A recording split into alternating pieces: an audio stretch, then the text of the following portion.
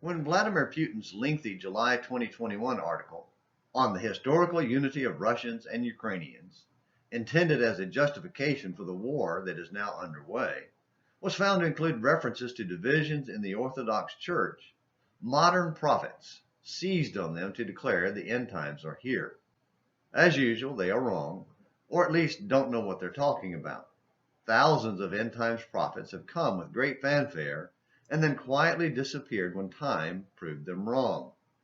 Since Morning Minutes in the Bible on An American Missionary is currently studying 2 Kings 7, when a real prophet, Elisha, made a real prophecy that required a divine miracle to be fulfilled within 24 hours, today's Throwback Thursday edition reaches back to June 1978 for an article discussing the exposure of a modern-day prophet as a false prophet.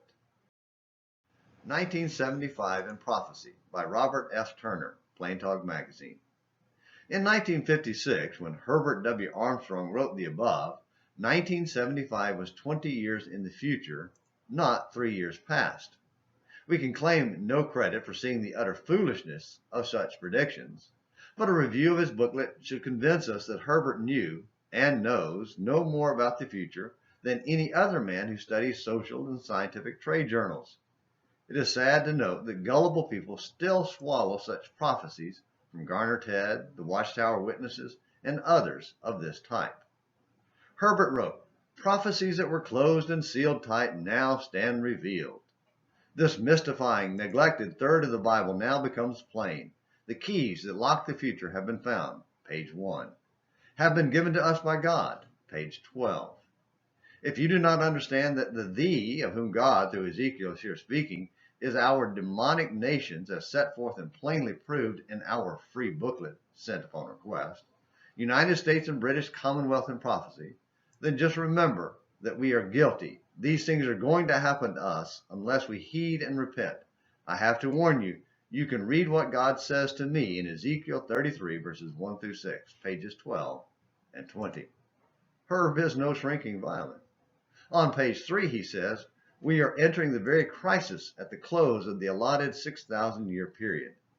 Then, using a long-range forecast from a U.S. weatherman, he says, this drought will be even more devastating than he foresees, and that it will strike sooner than 1975, probably between 1965 and 1972. This will be the very beginning, as Jesus said, of the Great Tribulation, page 10. Once we are weakened by starvation, disease, and the resulting calamitous economic depression, the 10-nation European colossus will suddenly strike with hydrogen bombs that shall destroy our cities and our centers of industrial and military production.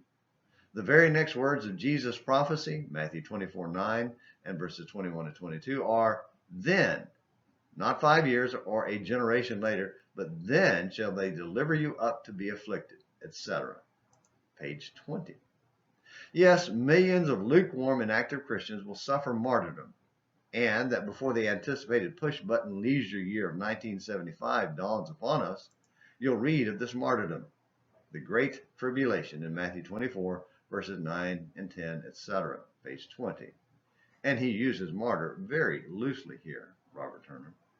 This fanatical, unheard of, Satan-inspired fiendish tribulation and martyrdom will continue 3.5 years, but then it shall be suddenly cut short by the divine supernatural intervention of God, page 22. Well, that's it, folks. We have now gone through the Great Tribulation, our nation wrecked by hydrogen bombs and millions slain. In June of 1978, or thereabouts, not to be a stickler, God has come, and rebellious mankind has been forced into the ways and the laws of God, page 28. It is all over, as all can plainly see, if you have the eyes of Herb Armstrong. Or is it possible that Herb is not the prophet he thought he was? Well, here we are nearly 50 years later, and the same dire predictions are being made by the same kinds of false prophets. Don't listen to them.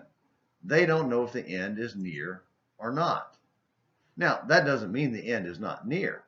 Unlike Elisha, 2 Kings 7, verses 18 through 20, I don't know when God will come.